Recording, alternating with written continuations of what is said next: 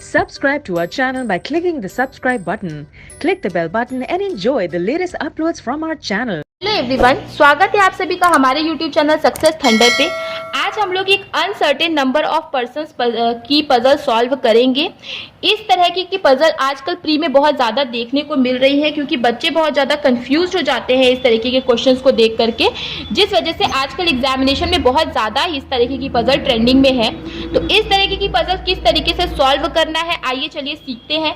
अगर आप पजल्स को 1 से 1.5 मिनट में सॉल्व कर ले रहे हो और 5 क्वेश्चन अटेम्प्ट कर रहे हो प्री में, तो ये बहुत अच्छी बात है। तो इसीलिए पजल को जो लोग छोड़ते हैं वो लोग कभी ना छोड़े, प्रैक्टिस करते रहिए। मैं आप लोगों को कहूंगी दिन में आप कम से कम 5 पजल तो जरूर लगाइए। जो लोग कैपेबल हैं वो लोग 7-8 भी लगा सकते हैं, ठीक है। उसमें से 3 कम से कम तो हाई लेवल की होनी ही चाहिए।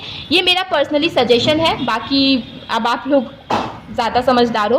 तो चलिए फिर क्वेश्चन को करना शुरू करते हैं। आई होप कि अब तक आप लोगों ने क्वेश्चन का स्क्रीनशॉट ले लिया होगा। रिक्वेस्ट आप लोगों से करूंगी कि क्वेश्चन का स्क्रीनशॉट लेकर खुद से सॉल्व करिए। सबसे पहले क्वेश्चन को या वीडियो को पॉज करके खुद से सॉल्व करिएगा क्वेश्चन को, जिससे कि क्या होगा कि आप लोगों को समझ में आएगा कि आप लोग क्या अप्रोच फॉलो कर रहे थे। बाद में जब आप वीडियो देखोगे तो आपको मेरी अप्रोच में डिफरेंस समझ में आएगा, और ये भी समझ में आएगा कि किस तरीके से आप इस क्वेश्चन को कम से कम समय में सॉल्व कर सकते हो और बाकियों से आगे निकल सकते हो। तो चलिए फिर क्वेश्चन को सॉल्व करना शुरू करते हैं। देखिए क्वेश्चन में लिखा है an uncertain number of persons are sitting in a row. Uncertain number of persons है जो कि एक रो में बैठे हैं, फेसिंग नॉर्थ डायरेक्शन, जो कि नॉर्थ डायरेक्शन को फेस कर रहे हैं। 5 person sits between P and N। P और N के बीच में 5 लोग हैं। चलिए फिर नोट कर लेते हैं कि P और N के बीच में कितने लोग होंगे, 5 लोग होंगे। आगे लिखा है M is fourth from the left and. अब क्योंकि ये लोग नॉर्थ से हैं तो M जो है लेफ्ट एंड से फोर्थ है, तो 1 2 3 4 M कहाँ पे आ जाएगा, यहाँ पे आ जाएगा, लेफ्ट एंड यहीं से होगा। छोटा मैं इसलिए लिख रही हूँ थोड़ा सा, ताकि अगर मान लीजिए ज्यादा नंबर ऑफ पर्सन है तो वो अट पाए, ठीक है। ये M है, थोड़ा सा देख लीजिएगा आप लोग, M है। Only 8 person sit between T and N, ठीक है। T और N के बीच में केवल 8 लोग ही रहेंगे। और क्या लिखा हुआ है, there are 4 person sits between X and P। X और P के बीच में कितने लोग रहेंगे, 4 लोग रहेंगे। There are 6 person between X and A। X और A के बीच में कितने लोग रहेंगे, 6 लोग रहेंगे। A who sits to the immediate left of M। A जो कि देखिए ये जो हु होता है, मैंने आप लोगों को इसके पहले भी पिछली कई वीडियोस में बताया हुआ है कि हु जो होता है वो हमेशा नियरेस्ट सब्जेक्ट के लिए आता है। तो ये जो हु आया है वो किसके लिए आया है, ए के लिए आया है। तो ए जो है वो इमीडिएट लेफ्ट ऑफ एम बैठा है, तो एम यहाँ पे है, तो ए कहाँ पे आ जाएगा, यहाँ पे आ जाएगा। D is 11th from the left and. Left and से डी 11th है, तो देखिए 1 2 3 4 5 6 7 8 9 10 11। तो D कहाँ पे आ जाएगा, यहाँ पे आ जाएगा। D 11th है, मतलब D के लेफ्ट में 5 लोग 10 लोग और होंगे। There are 3 person sit between O and D। O और D के बीच में 3 लोग बैठेंगे। Only 5 person sit to the right of T। T के राइट में केवल 5 ही लोग बैठेंगे, ठीक है। यहाँ से क्वेश्चन पूरा खत्म होता है। अब इससे आपको क्वेश्चन को अरेंज करना है। कैसे करेंगे, देखिए सबसे पहले जो इन तीनों लोगों में से अगर आपको कोई इन्फॉर्मेशन मिले तो उसमें से सेट करने की कोशिश करिए। जैसे कि आपको x का पता है, a और x के बीच में 6 लोग हैं, तो a अगर यहाँ है, तो अगर आपको पता है इस तरफ और कोई नहीं आ सकता तो डेफिनेटली x इस तरफ आएगा। तो 1 2 3 4 5 6 x कहाँ पे आ जाएगा, x यहाँ पे आ जाएगा। ये आपका ये नहीं, ये आपका सॉल्व हो गया। अब क्या बोला, x और p के बीच में 4 लोग हैं, तो देखिए 1 2 3 4 P यहाँ पे भी आ सकता है और अगेन P यहाँ पे भी आ सकता है। तो चलिए हम लोग 2 पॉसिबिलिटी ले लेते हैं, 1 2 3 4 5 6 7 8 9 10 11। अब D यहाँ पे आ जाएगा, X यहाँ पे आ जाएगा, A यहाँ पे आ जाएगा और M यहाँ पे आ जाएगा। X और P के बीच में 4 लोग थे, तो 1 2 3 4। एक बार P को यहाँ पे लिख दीजिएगा, 1 2 3 4। एक बार P को आप यहाँ पे लिख दीजिएगा। ये वाला सॉल्व हो गया। अब P और N के बीच में कितने लोग हैं, 5 लोग हैं, ठीक है। और T के राइट में 5 लोग होंगे, इस चीज को आपको ध्यान रखना है। और क्या बोला, O और D के बीच में कितने लोग हैं, 3 लोग हैं। तो देखिए D अगर यहाँ है तो 1 2 3, O यहाँ पे नहीं आ सकता, तो 1 2 3 O कहाँ पे आएगा, यहाँ पे आएगा। इस केस में देखिए 1 2 3 O यहाँ पे भी आ सकता है, अगेन O इस तरफ भी जा सकता है। तो अभी इस चीज को हम थोड़ा सा होल्ड करते हैं। अब देखिए P और N के बीच में क्या बोला, 5 लोग हैं। तो देखिए P यहाँ पे तो 1 2 3 4 5, मान लीजिए आपने N को यहाँ पे लिखा, ठीक है। अब N को यहाँ पे लिखा तो T को आपको कहाँ लिखना पड़ेगा, इस तरफ कहीं ना कहीं लिखना पड़ेगा, क्योंकि T के राइट में तो केवल 5 ही लोग हैं, राइट। T के राइट में क्योंकि सिर्फ 5 लोग हैं तो आपको T को यहीं पे लिखना पड़ेगा, क्योंकि अगर आपने T को इस तरफ कहीं पे किया तो अब T के राइट में 5 लोग नहीं हो पाएंगे। अगेन देखिए P अगर यहाँ पे है तो 1 2 3 4 N इस तरफ भी आ सकता है, राइट। अब इसमें इस केस में देखिए 1 2 3 4 इस तरफ N नहीं आ सकता। अब 1 2 3 4 5 क्या इस तरफ N आ सकता है, नहीं आ सकता, मतलब ये कंडीशन तो आपकी गलत ही हो गई, ठीक है। अब आपको एक और पॉसिबिलिटी बनानी है। पॉसिबिलिटी बनाने में समय नहीं लगता है दोस्तों, मैं फिर से यही बात कहूंगी। लोग घबराते हैं कि अरे पॉसिबिलिटी बन रही है, कोई दिक्कत वाली बात नहीं है। पॉसिबिलिटी बनाओगे क्वेश्चन और जल्दी सॉल्व होगा। तो 1 2 3 4 5 6 7 8 9 10 11, D यहाँ पे था, X यहाँ पे था, 1 2 छोड़ के O यहाँ पे है, ठीक है। फिर 1 2 छोड़ के M यहाँ पे है, यहाँ पर A है, ठीक है। अब दो पॉसिबिलिटी फटाफट से हम लोग बना लेते हैं। P और N के बीच में 5 है, तो 1 2 3 4 5, एक बार N को आप यहाँ लिखिए, एक बार D यहाँ पे, तो 1 2 3 P यहाँ पे, 1 2 3 4 5, N कहाँ पे आ जाएगा, यहाँ पे आ जाएगा। P और N के बीच में 5 लोग हैं। अब क्या बोला, T और N के बीच में 8 लोग हैं और T के राइट में केवल 5 लोग हैं, ठीक है।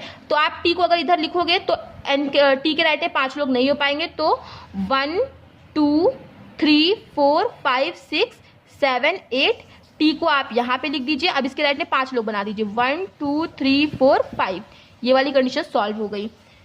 इसमें भी देखिए ऐसा ही करिएगा, आपको ऐसा ही करना है कि अगर N आपका यहाँ पे है और अगर N और T के बीच में 8 लोग हैं, अगर आपने T को यहाँ लिखा तो T के राइट में 5 लोग नहीं हो पाएंगे, तो T को आपको इस साइड का ही लिखना पड़ेगा। 1 2 3 4 5 6 7 8, T यहाँ हो गया। T के राइट में 5 लोग, 1 2 3 4 5 लोग बना दीजिए। ये भी हो गया, ये भी हो गया। अब O और D के बीच में 3 लोग हैं, तो 1 2 3, O यहाँ पे आ नहीं सकता, O यहाँ पे आ जाएगा। इस केस में भी देखिए O इधर ही आएगा, क्योंकि इस तरफ आ नहीं सकता, तो ये भी सॉल्व हो गया।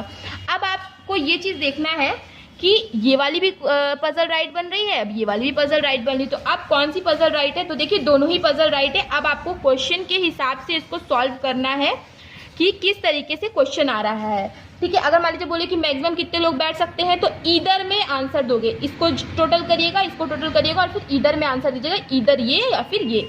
तो इस तरीके से इस टाइप के क्वेश्चंस जो एग्जामिनेशन में आते हैं, कभी कभी लोगों का 2-2 बन जाता है, 2-2 पॉसिबिलिटी सही हो जाती है, तो लोग घबरा जाते हैं, मगर घबराने वाली कोई बात नहीं है।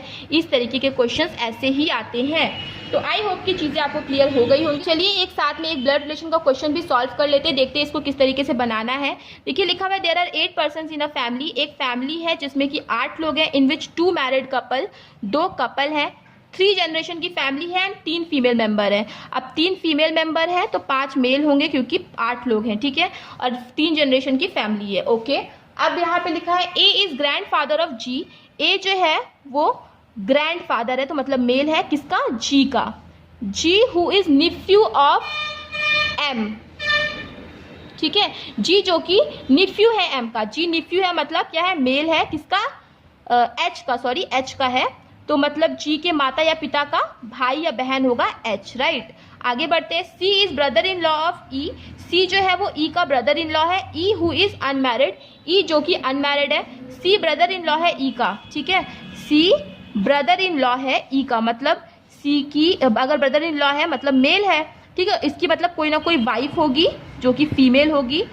अब इसका वाइफ कौन, इसका वाइफ का जो वो होगा भाई या बहन होगा ई, क्योंकि अगर सी ब्रदर इन लॉ है ई का, तो डेफिनेटली ई जो है वो सी की वाइफ का ही भाई या फिर बहन होगा, और ई अनमैरिड है, ठीक है। F is father of D, F जो है वो फादर है डी का, ठीक है, एफ फादर है मतलब मेल है किसका, डी का, ठीक है। D B is mother of H, B जो है वो एच की मदर है, ठीक है, H की मदर कौन है, B है, तो ये क्या होगी, वो फीमेल होगी। B is mother of H, who is sister in law of D। H क्या है, सिस्टर इन लॉ है, मतलब फीमेल है, किसकी, D की। H सिस्टर इन लॉ है किसकी, D की। D मतलब D भी क्या होगी, वो फीमेल होगी, राइट। और H सिस्टर इन लॉ है किसकी, D की। अगर सिस्टर इन लॉ है मतलब D का कोई ना कोई हस्बैंड होगा जिसकी सिस्टर कौन होगी, H होगी, राइट। D का कोई ना कोई हस्बैंड होगा जिसकी सिस्टर होगी H, इसीलिए तो D जो है वो सिस्टर इन लॉ बनेगी किसकी, H की।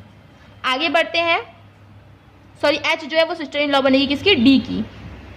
आगे बढ़ते हैं, H इज अनमैरिड, H जो है वो अनमैरिड है। तो देखिए कितने कितने लोग अनमैरिड है, अनमैरिड में कौन कौन लोग बताया गया है, H अनमैरिड है और E अनमैरिड है, ठीक है। आगे बढ़ते हैं, A has only one daughter, A की केवल एक ही डॉटर है। अच्छा, A की एक ही डॉटर है, तो एक ही डॉटर, इसका ये मतलब नहीं है कि उसका कोई सन नहीं हो सकता, ठीक है। A का सन हो सकता है लेकिन डॉटर केवल एक ही होगी।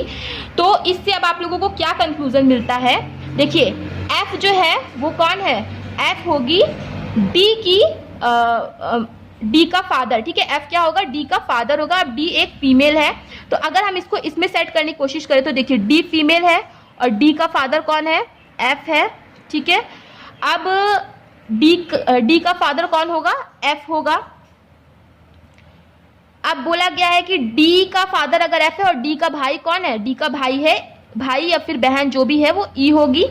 और ये भी बोला गया है कि क्वेश्चन में कि केवल 3 ही फीमेल है, तो देखिए एक फीमेल H है, एक फीमेल D है और कोई फीमेल हमें मिली क्या, और एक फीमेल मिली है B, ठीक है। तो 3 फीमेल हो गई, तो डेफिनेटली E क्या होगा, मेल होगा, ठीक है। अब देखिए F जो है वो फादर हो गया D का। अब D का जो हस्बैंड होगा, D का जो हस्बैंड है जो कि C है, ठीक है, उसकी बहन होगी H, ठीक है। इसकी बहन है मतलब H जो कि एक फीमेल है। अब देखिए H की, अब अगर हम इसको हमने इसमें सेट किया, अब अगर हम इसको इसमें सेट करने की कोशिश करें तो कैसे बनेगा, देखिए C जो है, C की सिस्टर है H, तो C एक मेल होगा। C की सिस्टर कौन होगी, H होगी। C की वाइफ कौन है, D है, ठीक है, D है, फीमेल है। और D का हमने पता किया था कि D का भाई कौन है, E है, और D का फादर कौन है, F है, जो कि एक मेल है। और हमने क्वेश्चन में पता किया था कि 2 ही कपल है, तो एक कपल ये हो गया, दूसरा कपल ये लोग बनेंगे, ठीक है। अब 2 कपल हो गया, 3 फीमेल हो गई और 8 पर्सन, 1 2 3 4 5 6 7 8, 8 पर्सन, 3 फीमेल, 2 कपल और 5 मेल, सारे के सारे जो हमारे बन गए। और ये हमारा H और E जो है वो दोनों अनमैरिड भी हो गए हैं, ये भी सॉल्व हो गया, सारे के सारी जो कंडीशन सॉल्व हो गई, ये आपका फाइनल अरेंजमेंट बनेगा। तो देखिए ज़्यादा भी टफ क्वेश्चन नहीं था, इस तरीके के क्वेश्चन एग्जामिनेशन में बहुत ज़्यादा आते हैं, 3 मार्क्स के आते हैं, जिसको आप ईजी स्कोर कर सकते हो मैक्सिमम 1 मिनट में इस तरह के क्वेश्चन को बना के। तो आई होप कि चीज़ें आपको क्लियर हो गई होंगी। चीज़ें क्लियर हो गई हैं तो वीडियो को लाइक करिएगा, शेयर करिएगा, और अगर चैनल पे पहली बार है चैनल को सब्सक्राइब करना मत भूलिएगा। मिलते हैं अपने नेक्स्ट वीडियो में। Thank you so much for watching.